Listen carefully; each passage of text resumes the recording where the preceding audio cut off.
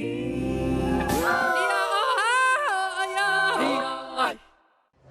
been a busy week for politics here in Taiwan, but leading presidential candidate Lai Ching-te is hoping to get his vision for the country back on the agenda as he reveals more of his policies. Free after 4 years, a couple accused of spying for China are released. Meet the eccentric queer men about to take over Taiwan's TV screens. Plus, we look at the music festival renewing and sharing cultural ties across Austronesian.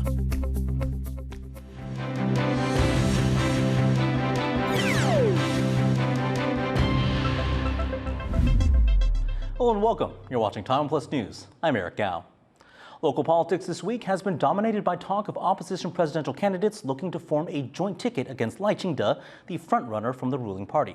Now, Lai is looking to gain back some of the spotlight. Rick Lau reports. Here in the capital, Taipei, leading presidential candidate for the ruling Democratic Progressive Party, Lai Ching-te, is laying out his vision for what his role of the country could look like. Lai may be ahead in the polls, but it's the opposition candidates that have been hogging headlines. This week, they're meeting to discuss uniting against him and running on a joint ticket. With this event, Lai hopes that his policies will get back on the agenda.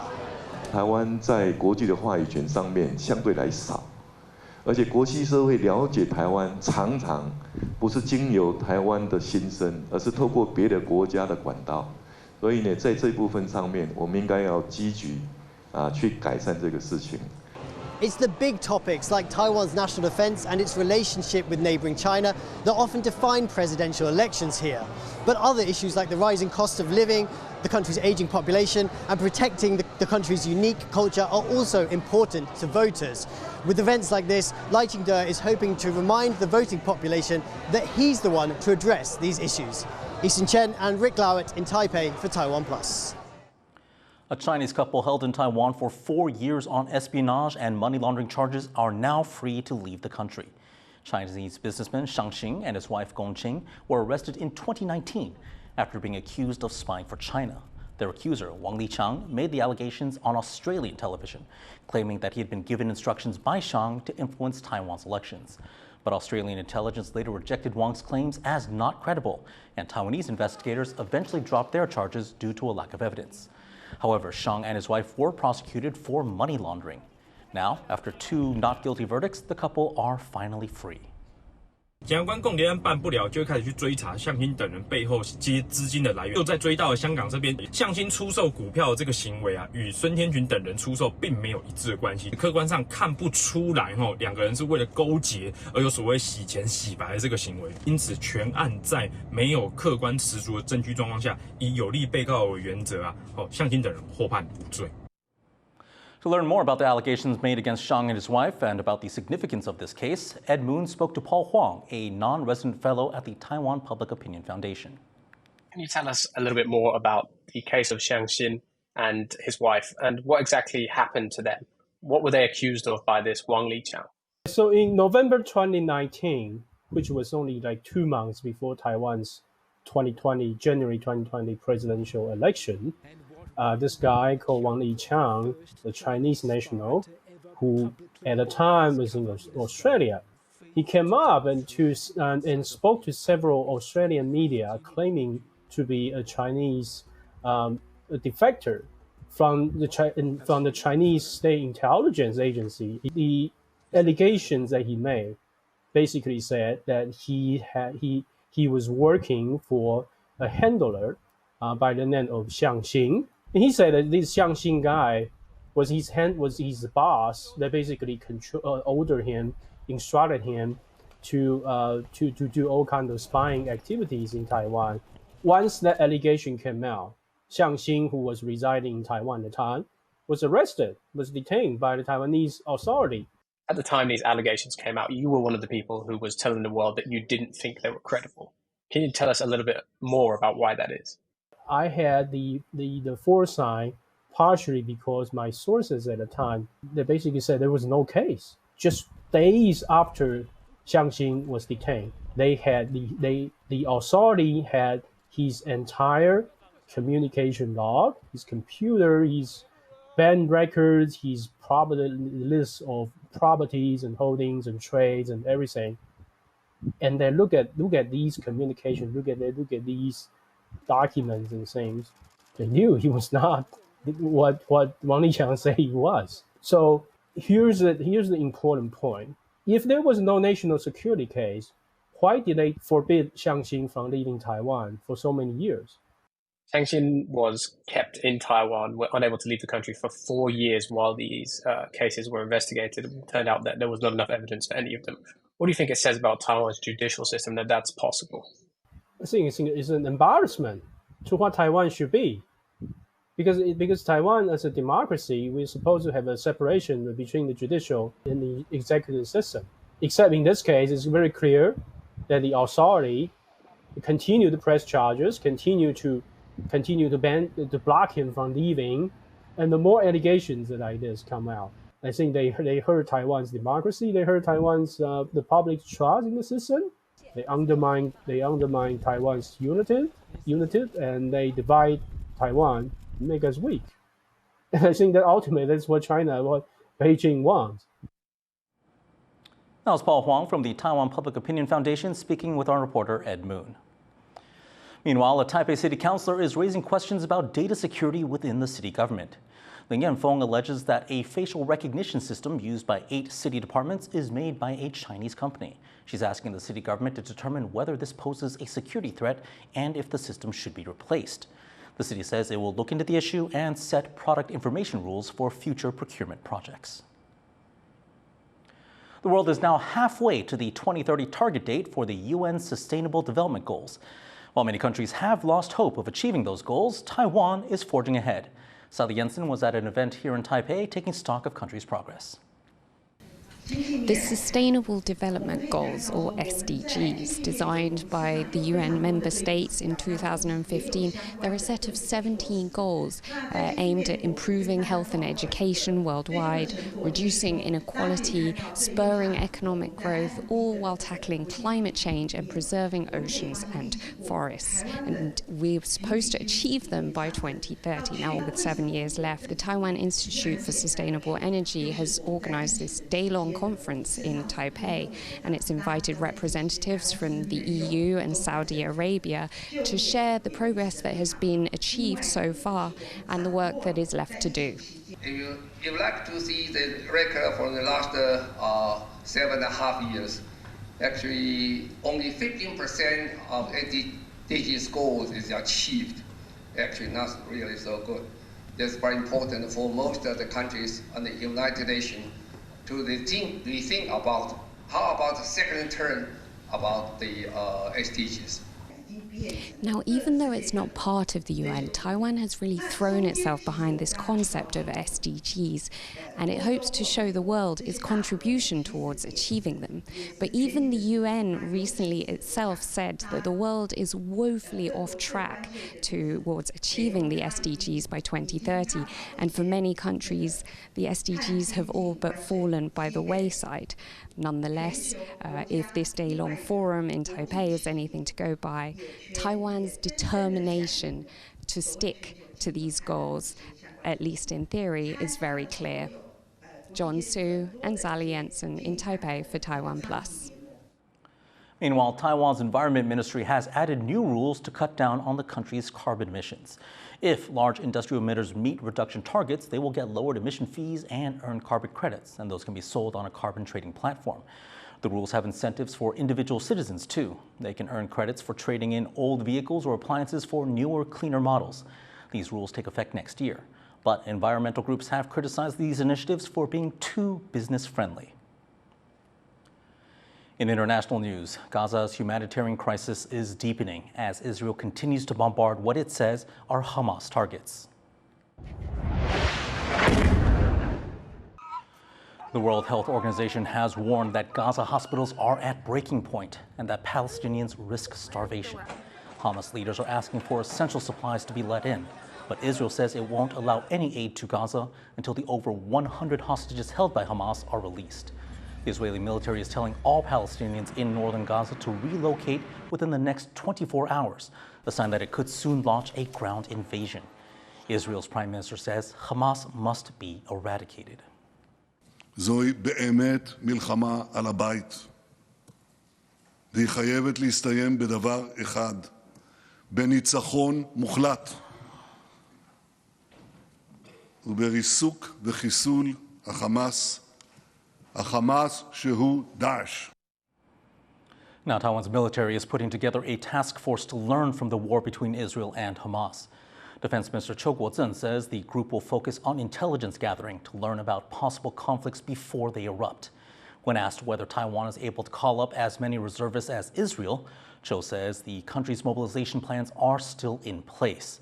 The minister added that the new task force should be ready for war, but not go looking for it. Coming up after the break, from swimming in the ocean to being hidden in the ground for hundreds of thousands of years. A gigantic fossil has been uncovered here in Taiwan. But how would these ancient remains be protected? Find out after the break.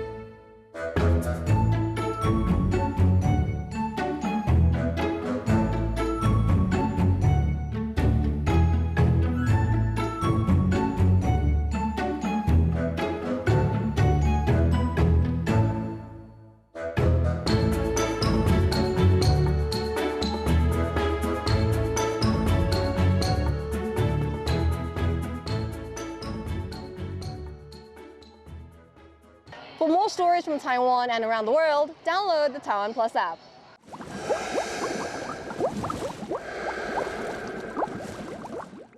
At a time when the world feels more divided, a platform for diverse voices to come together. I'm Divi Gopalan. Join the dots. Be part of the conversation.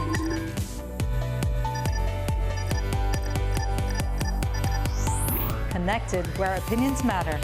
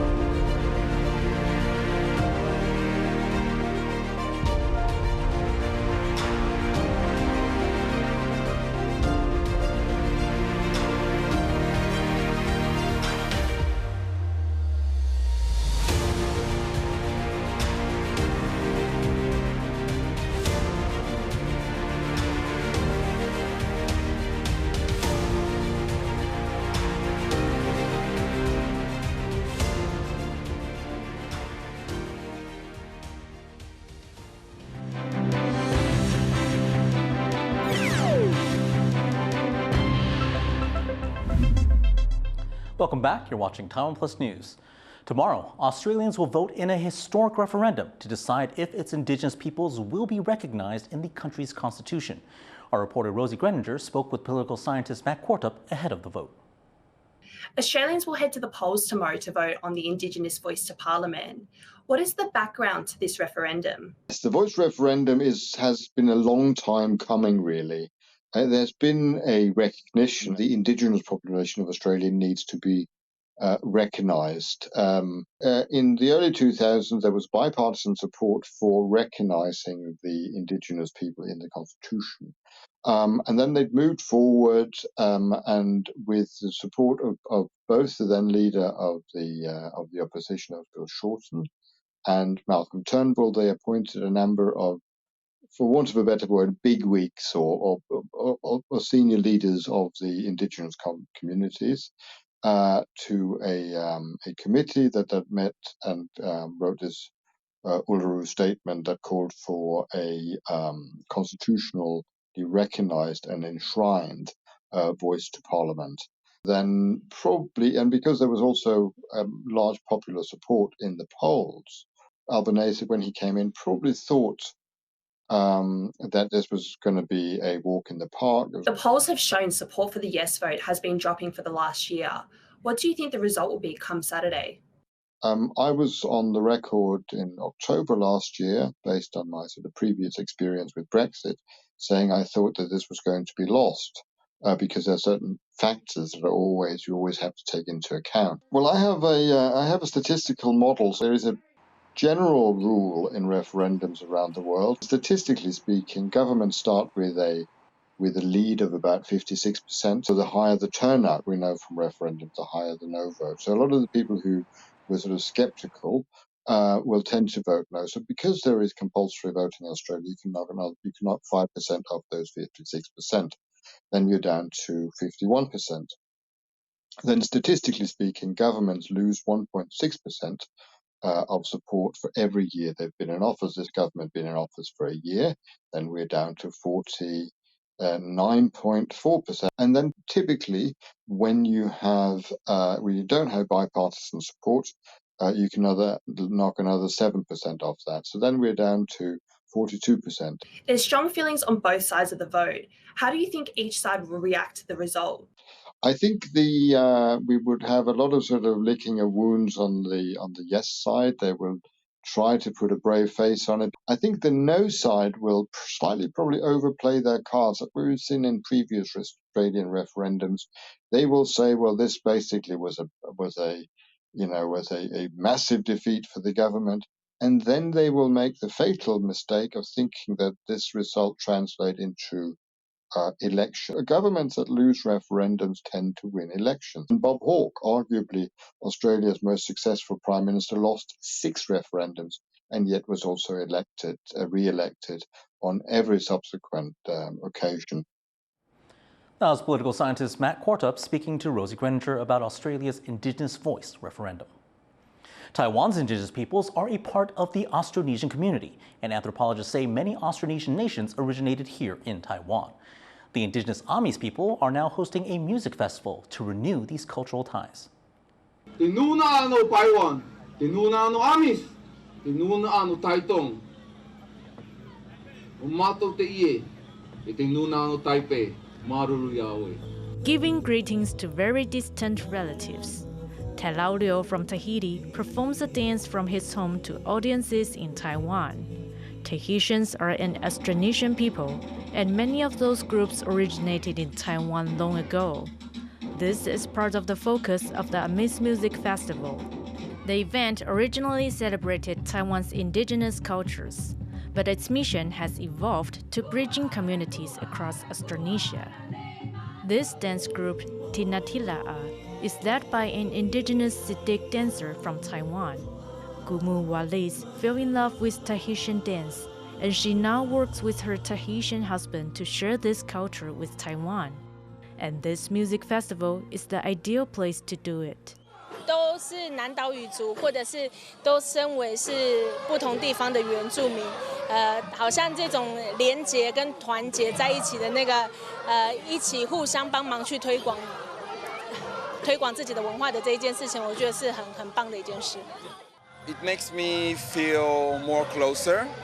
Maybe our ancestors are related, and also I see that I can see with the tattoo, with the language also, so there's like the same words, and so I feel that I'm very comfortable actually here. The Tinatila'a troupe are not the only international guests at the event. Fishers from Indonesia are also here to share their stories. They are here to talk about their campaign to have Wi-Fi access on the distant water fishing boats.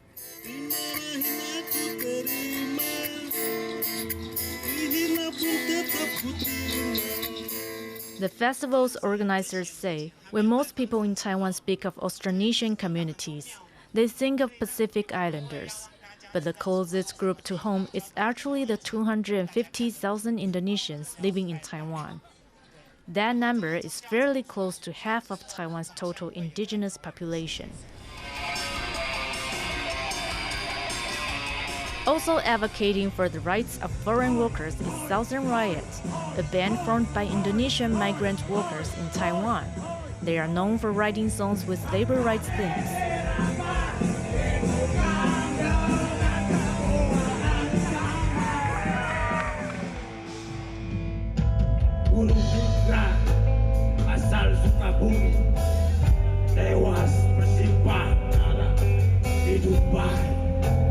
The band says this is the biggest stage they've ever performed on, with the most enthusiastic audience.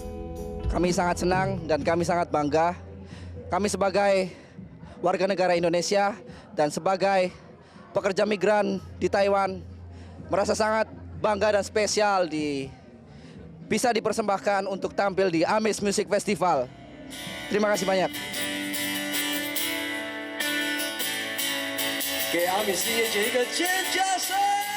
Many performers and audience members alike come to the festival to show pride in their Austronesian identity. They also come with an open mind to learn to better understand each other and make genuine connections. Kamashi, Simonetta Ho, and Yu Jinghuang for TaiwanPlus.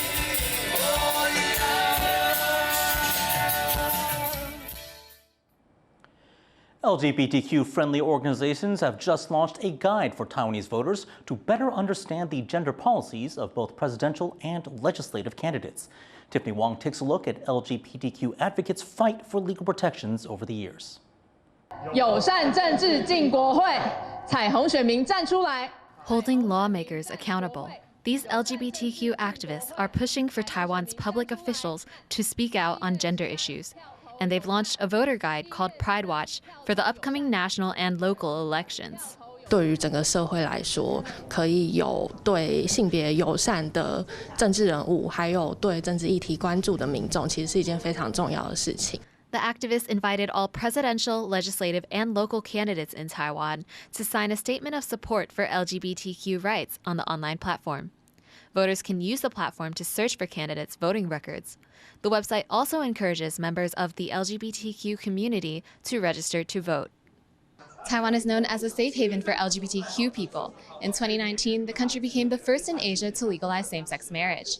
But activists here say they need to continuously hold politicians to account to protect their rights. Despite same-sex marriage being legalized, public opinion at the time was mixed. LGBTQ rights activists say disinformation about the community contributes to their continuing battle for equal rights, and the spread of false information is worse during an election campaign. There's quite a lot of disinformation regarding human rights, LGBT rights. Based on our observation, we noticed there's around 40% increasing right before the election, no matter that is local election or presidential election. Even if that is local election, you can see LGBTQ rights can be effective impact, negative impact among the election. With just 3 months left before Taiwan's general elections, no candidates have come out with strong stances on LGBTQ issues. But the voters are watching, and Pride Watch aims to continue speaking out for equality even when politicians don't. Justin Wu, Rick Glowert, and Tiffany Wong in Taipei for TaiwanPlus. Meanwhile, the first same-sex dating reality program produced here in Taiwan is premiering in Taipei. 会不会期待跟我有下一次的约会? The show, called Boys Like Boys, features a diverse cast of queer men living together in a house in central Taiwan. Taiwan became the first country in Asia to legalize same-sex marriage in 2019 and will host the continent's biggest Pride event at the end of this month. Despite this, many in the community say there is still room for improvement. More and more fossils are being found here in Taiwan. The government is now trying to catch up with laws to protect and preserve these discoveries. Bing Wang reports. On a dig in southern Taiwan's Pingtung County, amateur fossil hunters discover an ancient whale relic from 260,000 years ago. It's the most complete fossil found in Taiwan to date, and not the last one expected to be discovered here. Taiwan has a rich fossil record, and this spot, previously underwater, is prime for fossilized marine life. 这边是有一个岩层的交界处，那这个比较深色的就是泥岩，它是过去在海洋里面的。 所以我们再持续的挖下去，看有没有机会再发现更多鲸鱼相关的椎体，还有脊椎，还有相关的骨骼化石。But with the recent excavation of the whale, many institutional issues here also have come to light. Taiwan has few paleontologists, and not many students are signing up for field courses to join the profession. This leaves few people with the skills to excavate fossils properly.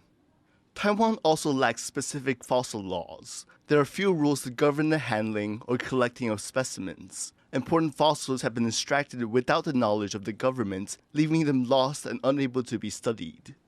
To try and keep track of the extractions, officials are working with scientists to draft a new law. Properly documented specimens can then be studied and displayed in museums.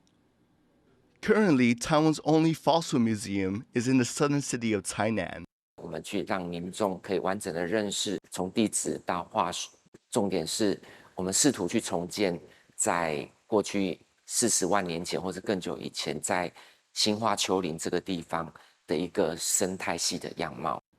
As they wait for new legislation, Taiwan's paleontologists are training the next generation, hoping that soon more museums can be established across the country and foster a desire for further learning.